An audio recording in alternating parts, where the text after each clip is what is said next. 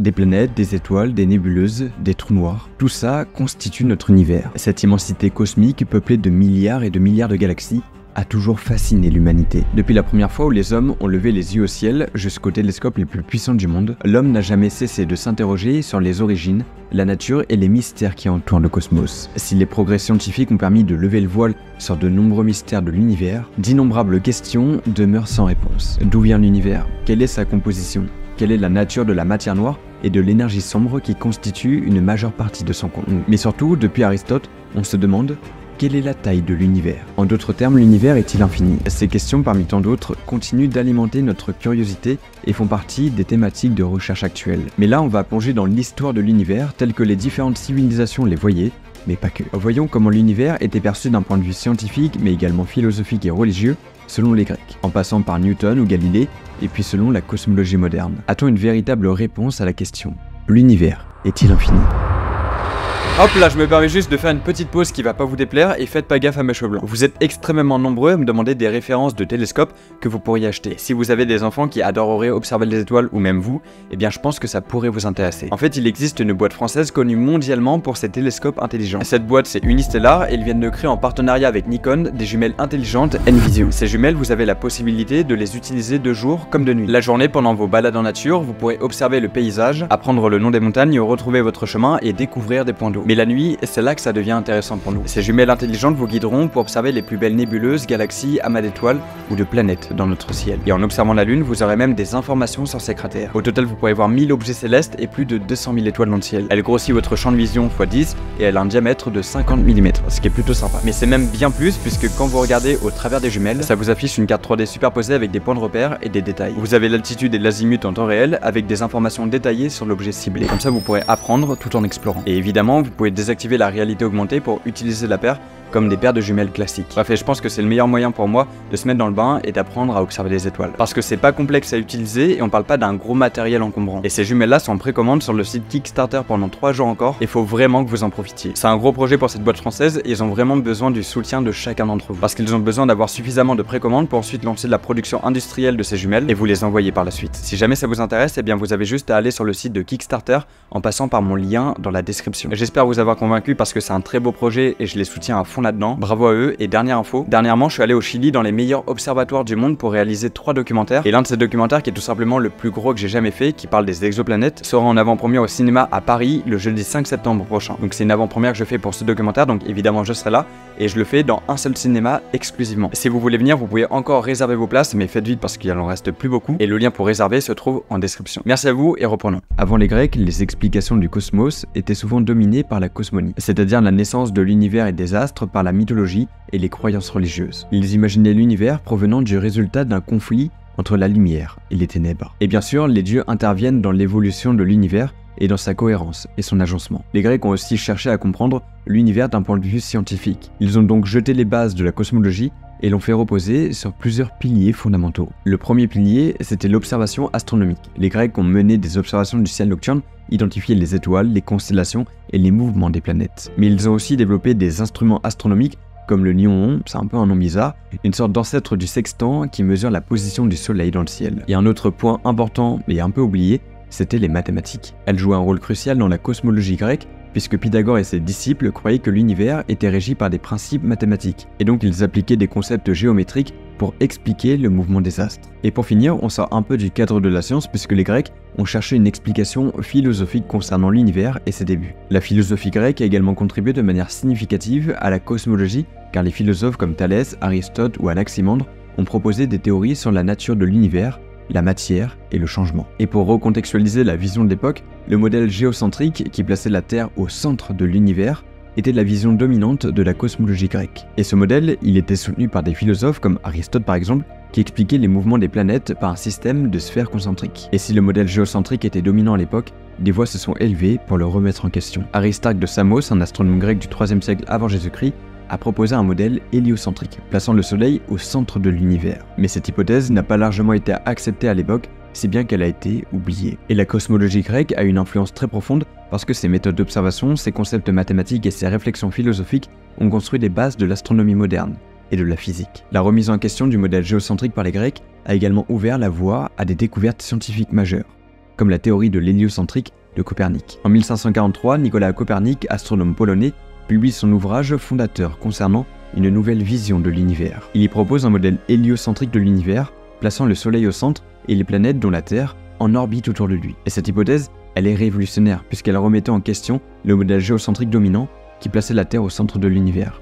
Et ça remettait donc en cause les conceptions religieuses et philosophiques de l'époque. Et cette vision, qui était déjà donc portée par Aristarque de Samos, a fait un scandale à l'époque, compte tenu du contexte religieux en Europe. Et Galilée, qui était un astronome italien du XVIIe siècle, était un fervent défenseur du modèle héliocentrique de Copernic. Il y trouvait une certaine cohérence au niveau des observations, mais aussi une certaine beauté mathématique, puisqu'en fait, tout s'agençait comme une horloge, ce qui ne faisait aucun doute pour lui, que le système héliocentrique était correct. Et grâce à ces observations faites avec sa lunette astronomique qu'il avait conçue, il apporte des preuves irréfutables de la centralité du Soleil. Il y découvre les lunes de Jupiter, les phases de Vénus et les anneaux de Saturne. Des observations qui contredisent le modèle géocentrique et renforcent la théorie de Copernic. Et oui, parce que selon le modèle géocentrique, tout se devait d'être en orbite autour de la Terre. Mais grâce aux observations des phases de Vénus, qui sont uniquement possibles si Vénus tourne autour du Soleil, et les lunes de Jupiter qui démontrent des corps célestes qui peuvent être en orbite autour d'une autre planète, Galilée a pu présenter ses résultats au clergé. Mais à cause de certains différends avec l'Église catholique concernant ses publications,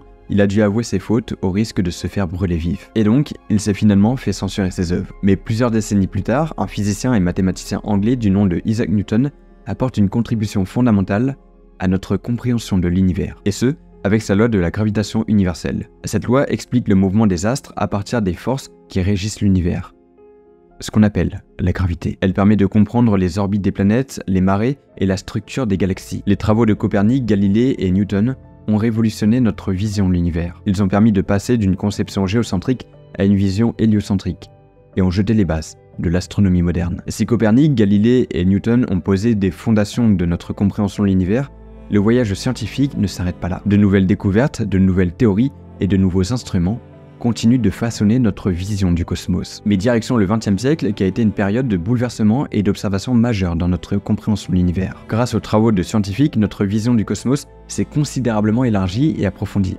révélant une réalité bien plus complexe et fascinante que ce que l'on imaginait un siècle auparavant. Et parmi les figures marquantes de cette avancée cosmologique, on peut citer Albert Einstein, Edwin Hubble, Georges Lemaître ou encore Alexander Friedman. Chacun a fait avancer la cosmologie à leur manière, à la fois d'un point de vue théorique, mais aussi d'un point de vue observationnel. Albert Einstein a révolutionné notre compréhension de l'espace et du temps avec sa théorie de la relativité restreinte et générale. Ces théories ont montré que l'espace et le temps ne sont pas absolus, mais qu'ils sont liés au mouvement d'un corps céleste ou d'une étoile par la gravité. Elles ont également permis de prédire des phénomènes comme la dilatation du temps et la courbure de l'espace-temps. L'astronome américain Edwin Hubble a réalisé l'une des découvertes les plus importantes de l'histoire de l'astronomie, c'est l'expansion de l'univers. En observant les galaxies lointaines, il a constaté qu'elles s'éloignaient toutes à une vitesse proportionnelle à leur distance. C'est-à-dire que plus une galaxie est loin de nous, plus elle s'éloigne rapidement. Cette découverte a bouleversé notre vision de l'univers qui était auparavant considérée comme statique et infini, notamment par Einstein. Georges Lemaître, physicien et prêtre belge du XXe siècle,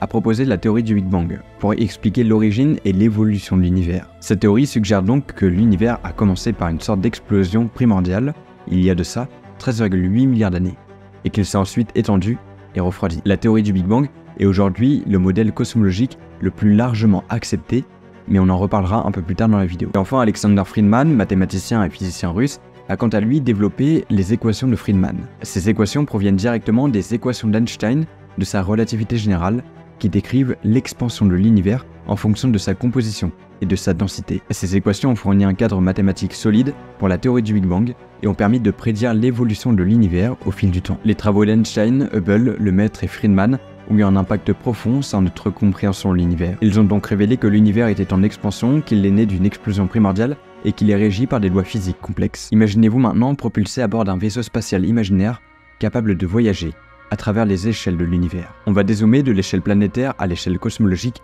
en explorant le cosmos. On est à bord d'un vaisseau spatial et on vient de quitter la Terre. On va donc débuter notre voyage, mais avant, admirons une dernière fois notre belle planète bleue. Notre planète, suspendue dans le vide cosmique, apparaît comme une île regorgeant de vie à travers un vide spatial sombre. On y voit des continents, des océans profonds, créant des paysages et des couleurs à couper le souffle. Elle y abrite la vie, sous toutes les formes, qui s'épanouit dans cette biosphère précieuse, témoignant de la diversité de la nature. Éloignons-nous de cette Terre et approchons-nous du Soleil, notre étoile. Une boule de plasma chaud Le Soleil irradie une énergie colossale qui alimente la vie sur Terre. Son rayonnement lumineux énergétique lui fait perdre environ 5 milliards de kilogrammes par seconde. Vous remarquerez une chose, le Soleil n'est plus cette petite boule jaune au-dessus de notre tête, mais c'est un immense astre de presque 700 000 km de rayon et de couleur blanchâtre. Sa surface, bouillonnante d'activité magnétique, est parsemée de taches solaires sombres et d'éruptions solaires. Il est la source de lumière et de chaleur qui est au cœur du système solaire. Il représente à lui seul environ 99,9% de la masse du système solaire. Mais éloignons-nous et découvrons le système solaire dans son ensemble. Le Soleil, à son centre, orchestre le mouvement de 8 planètes, chacune avec des caractéristiques uniques. Mercure, minuscule et brûlante, frôle le Soleil. Vénus, enveloppée d'une atmosphère dense et étouffante, cache une surface infernale. La Terre, notre maison, se distingue par sa vie abondante. Mars, la planète rouge, intrigue avec ses canyons profonds et ses calottes glaciaires. Jupiter, une géante gazeuse qui se pare de grandes taches rouges et de lunes fascinantes. Saturne, pour ses anneaux éblouissants, règne sur un royaume de glace et de satellites. Uranus et Neptune, géantes de glace bleutée, voguent aux confins du système solaire, entourés de leurs lunes mystérieuses. Cette fois-ci, on prend du recul et sortons du système solaire pour aller en direction de la Voie lactée, notre galaxie spirale. Il s'agit d'un disque immense d'étoiles, de gaz et de poussière cosmique s'étendant sur des milliers d'années-lumière, maintenus ensemble par la gravité. Des bras spiraux parsemés de nébuleuses colorées et d'amas d'étoiles scintillantes dessinent une structure complexe. Notre Soleil, niché dans un bras extérieur, nommé le bras d'Orion, n'est qu'une étoile parmi des centaines de milliards d'autres. Mais la Voie lactée n'est pas isolée. Elle fait partie du groupe local, un ensemble de plus de 50 galaxies qui interagissent entre elles par la gravitation. Des galaxies spirales, elliptiques et irrégulières composent le groupe cosmique, chacune avec ses propres étoiles, planètes et particularités. Mais le groupe local n'est qu'une infime fraction de l'univers observable. D'ailleurs, il est lui-même contenu dans une structure encore plus grande et imposante, contenant aussi d'autres amas de galaxies. On le nomme le super amas de la Vierge. Il regroupe plein d'amas de galaxies et ce super amas est également contenu dans une structure encore plus complexe qui fera environ 4% de l'univers observable, la Nikea. Notre vaisseau accélère tout en prenant du recul sur le spectacle que nous sommes en train de voir, jusqu'à atteindre ce qu'on appelle la toile cosmique. Devant nous, des sortes de filaments où chaque point composant cette structure est un amas de galaxies. Cette toile cosmique correspond à l'une des images les plus lointaines que nous sommes capables de voir. Elle a une taille d'environ 90 milliards d'années-lumière de long et elle correspond aux limites de l'univers que nous pouvons observer. C'est l'univers observable. Mais remontons au début du XXe siècle et plus précisément en 1915, lorsqu'Albert Einstein publia son article révolutionnaire sur une nouvelle approche de la gravité, la relativité générale. Il imaginait alors l'espace-temps comme tous les physiciens, courbé mais statique. La vision dominante de l'univers selon les plus grands physiciens de l'époque était d'un cosmos statique et éternel. Mais ces équations telles qu'elles étaient décrites proposaient un univers dynamique, c'est-à-dire en expansion. Einstein, qui était persuadé d'un univers statique et éternel, a introduit une constante cosmologique dans ses équations pour contrebalancer l'effet attractif de la gravité et maintenir l'univers en équilibre, c'est-à-dire statique. Cette modification, qui est aujourd'hui considérée comme sa plus grande erreur, a conduit à des prédictions contradictoires avec les observations astronomiques. Par exemple, l'astronome Eddington a montré mathématiquement que cet univers statique, avec sa constante cosmologique, est encore plus instable qu'un crayon en équilibre sur sa mine. Ces observations qui ont remis le modèle statique en cause ont été faites par l'astronome Edwin Hubble en 1924. Il découvrait que les galaxies lointaines s'éloignaient de la Terre à une vitesse proportionnelle à leur distance. Cette observation révolutionnaire suggérait que l'univers n'était pas statique, mais en expansion. C'est là qu'intervient Willem de Sitter, un astronome mathématicien néerlandais qui était l'un des premiers à proposer une solution aux équations d'Einstein, qui concordaient avec l'univers en expansion. En 1917, il avait montré qu'une solution des équations du vide, c'est-à-dire l'absence de matière et d'énergie, était un univers en expansion accélérée. Einstein et De Sitter ont d'ailleurs collaboré pour proposer un modèle cosmologique inspiré des équations d'Einstein, avec un instant initial, une sorte de Big Bang, et l'expansion qui se faisait de plus en plus lente, sans jamais être inversée. Et ce modèle-là, il avait été retenu jusqu'à la fin du siècle, mais ça, on le verra plus tard. On en avait déjà parlé, mais Georges Lemaître était l'un des premiers à donner une explication à l'expansion de l'univers. En 1927, il était mis l'hypothèse que l'univers était né d'une sorte d'explosion primordiale à partir d'un état initial extrêmement dense et chaud. Cette théorie, connue sous le nom de Big Bang, avait surpris la communauté scientifique et a ouvert la voie à la cosmologie moderne. Et en parallèle, en 1922, Friedman apporte un cadre mathématique solide à la théorie du Big Bang. Mais comment a-t-il fait? Grâce aux observations qu'on avait déjà faites, on a remarqué que l'univers était relativement homogène et isotrope, c'est-à-dire qu'il présentait les mêmes caractéristiques et les mêmes propriétés en température et densité, etc., n'importe où et dans toutes les directions. À partir de ces hypothèses et en utilisant les équations de la relativité générale d'Einstein, Friedman a alors découvert les équations qui portent son nom, les équations de Friedman, qui permettent de prédire l'évolution de l'univers, sa taille, sa densité, etc. Et et sa forme. Il montre donc avec ses équations que l'univers pouvait être en expansion et en contraction. Il a donc pu associer le cadre théorique de ces équations aux observations faites par Hubble pour prédire l'existence de différents scénarios cosmiques possibles. Mais quel rapport y a-t-il entre le Big Bang et les équations de Friedman? On y vient, mais tout s'accélère en 1964, car la théorie du Big Bang reçut une confirmation majeure avec la découverte du front diffus cosmologique, aussi appelé CMB. Ce rayonnement électromagnétique à faible énergie, présent dans toutes les directions du ciel, est considéré comme un vestige de l'explosion primordiale. Ses propriétés correspondent parfaitement aux prédictions du Big Bang, apportant une des futures nombreuses preuves de la validité de cette théorie. Dans les années 1990, des observations encore plus surprenantes ont perturbé le modèle du Big Bang. Des études sur les supernovas lointaines révèlent que l'expansion de l'univers ne s'était pas ralentie comme on le pensait initialement, mais en fait il s'accélère, ce qui mettra fin au modèle d'Einstein et de Sitter. Cette découverte inattendue introduit une nouvelle question.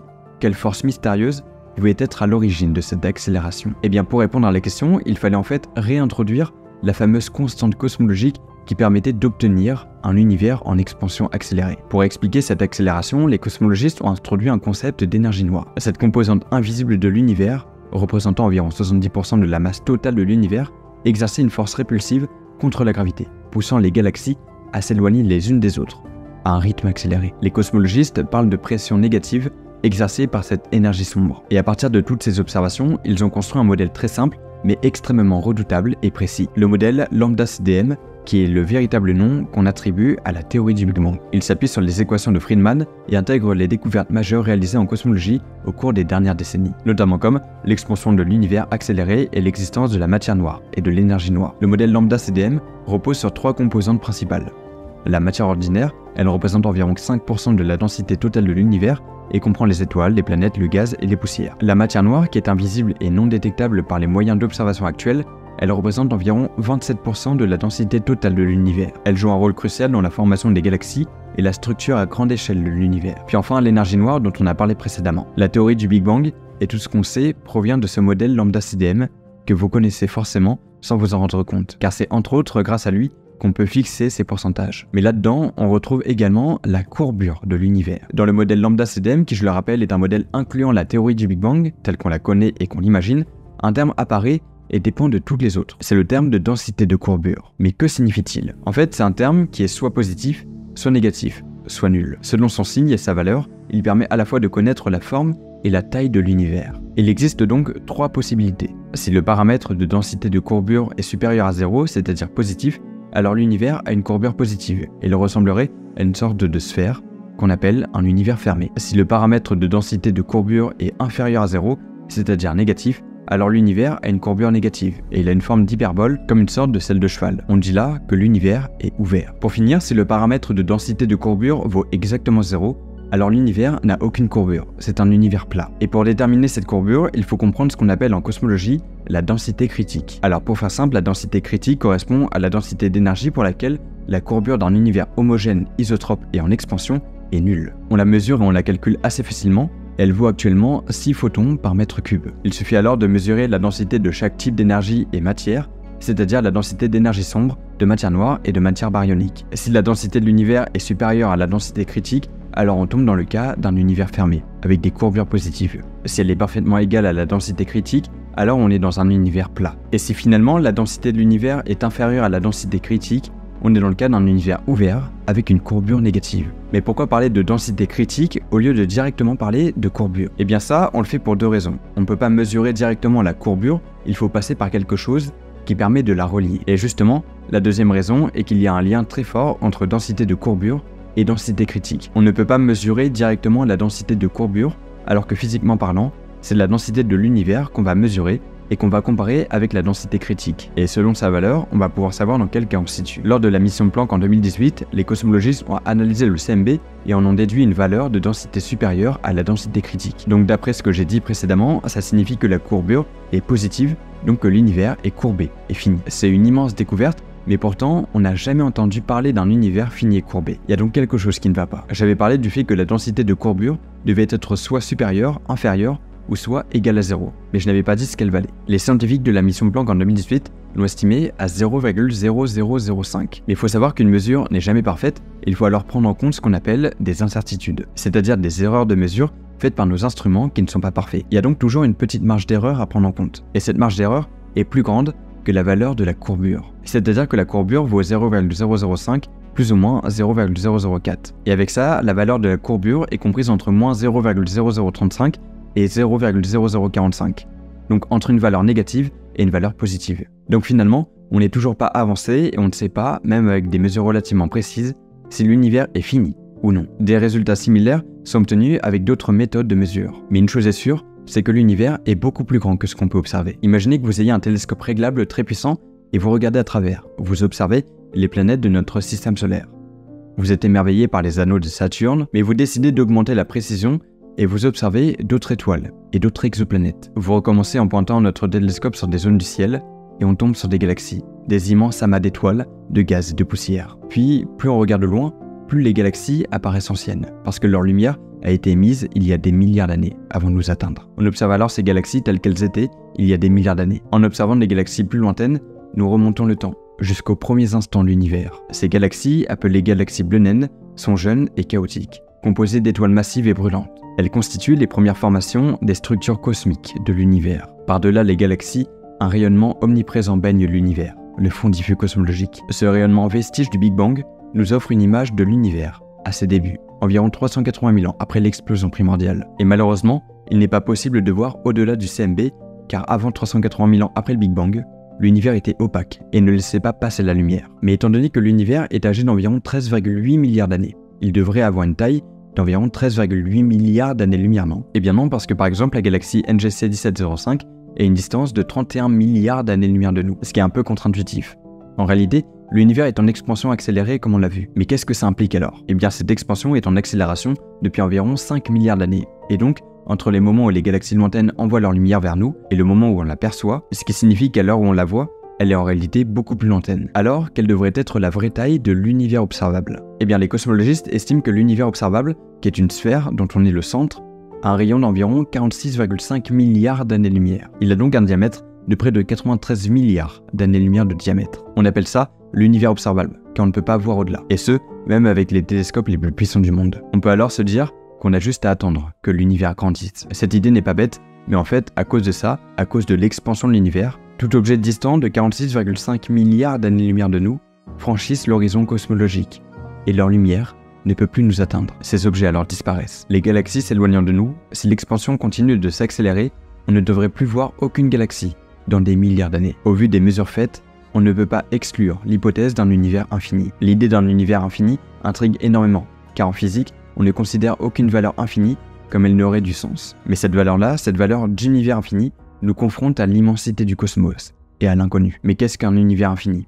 Pourquoi pourrait-il l'être? Qu'est-ce que cela signifie pour notre compréhension de l'univers? Déjà, un univers infini est un univers qui n'a ni bord ni limite. Il s'étend dans toutes les directions à l'infini, sans qu'il y ait un point final. Cette idée est difficile à concevoir pour notre esprit humain, habitué à penser en termes de limites et de frontières. Et plusieurs arguments scientifiques suggèrent que l'univers pourrait être infini. L'un d'entre eux est basé sur les observations de l'expansion de l'univers. Si l'univers s'étend à un rythme accéléré, il pourrait ne jamais s'arrêter de s'étendre, ce qui signifierait qu'il est infini. Mais malheureusement, cet argument ne peut être partagé avec un univers fini. Un autre argument provient de la théorie de l'inflation cosmique qui suggère que l'univers a connu une expansion extrêmement rapide juste après le Big Bang. Cette inflation aurait pu créer des univers infiniment grands à partir d'une région minuscule. Par contre, ce qu'on sait, c'est que si l'univers est infini, il aurait dû l'être par le passé, car on ne peut pas passer de quelque chose de fini à quelque chose d'infini. On peut donc étudier l'univers à n'importe quel âge, pour en déduire s'il est fini ou non. Un univers fini a des implications profondes sur notre compréhension du cosmos. Ça signifie qu'il pourrait y avoir un nombre infini d'étoiles, de galaxies et de planètes, donc un nombre infini de mondes potentiels pour la vie. Cette idée ouvre des portes à des possibilités sans aucune limite, et nous invite à repenser notre place dans l'univers. Dans un univers infini, les lois de la probabilité suggèrent que tout ce qui est possible est susceptible de se produire quelque part à un moment donné. Ça signifie qu'il pourrait y avoir des planètes identiques à la Terre avec des conditions identiques à la vie, et qu'il pourrait y avoir des civilisations extraterrestres intelligentes quelque part dans l'univers. Mais au contraire, un univers fini est un univers qui a une taille et un volume défini. Il ne s'étend pas à l'infini dans toutes les directions et a donc des limites. Et cette idée est un peu plus intuitive pour l'esprit humain qui a l'habitude de penser en termes de forme et de dimension. Certaines théories scientifiques suggèrent que l'univers pourrait être fini et sans bord, c'est-à-dire sans limite. L'une d'entre elles est la théorie de la relativité générale d'Einstein qui, dans certains modèles, implique que l'univers pourrait être une sphère géante, à 4 dimensions, dans un volume fini. Et normalement, vous devez vous rappeler de ce que j'ai dit un peu plus tôt. Une autre possibilité est que l'univers est une frontière temporelle. Ça signifie qu'il y a eu un début, le Big Bang, et qu'il y aura une fin, une sorte de Big Crunch, où l'univers s'effondrerait sur lui-même. Les limites ne seraient pas spatiales, mais temporelles. Si l'univers est fini, il pourrait y avoir des bordures. Cette question est l'une des plus énigmatiques de la cosmologie. Certaines théories suggèrent que les bordures de l'univers pourraient être constituées d'espace-temps, pliés sur lui-même, de sorte qu'en voyageant suffisamment loin, on pourrait revenir à son point de départ. La notion d'un univers fini soulève également la question de ce qui se passe après la fin de l'univers. Si l'univers s'effondre dans un Big Crunch, qu'est-ce qui se passe ensuite? Est-ce qu'il y a un nouvel Big Bang, un nouvel univers? Ou l'univers cesse-t-il simplement d'exister? Ces questions sont des mystères que la science actuelle ne peut pas encore résoudre. Et elles nous invitent à réfléchir sur la nature du temps, de l'espace et de l'existence elle-même. Et pour répondre à toutes ces questions, il suffit d'une seule réponse. Cette réponse, les scientifiques sont encore en train de la chercher. Ils développent ce qu'on appelle la théorie du tout. J'en ai d'ailleurs fait un documentaire, mais cette théorie pourrait tout expliquer. Elle lie la gravité avec le monde de la mécanique quantique. Et ça nous permettrait peut-être de comprendre les premiers instants de l'univers. Et hop, je suis revenu, n'oubliez pas de vous rendre sur le site de Kickstarter en passant par mon lien dans la description pour précommander la nouvelle paire de jumelles d'Unistellar Envisio. Je vous fais confiance pour au moins aller check ce qu'ils font. Moi personnellement, j'aime beaucoup ce qu'ils font pour l'astronomie. Et n'oubliez pas aussi de prendre vos places pour aller voir mon documentaire en avant-première au cinéma à Paris le jeudi 5 septembre prochain. Merci énormément en tout cas d'avoir suivi cette vidéo, j'espère qu'elle vous aura plu. C'était Sebrolos. Bye.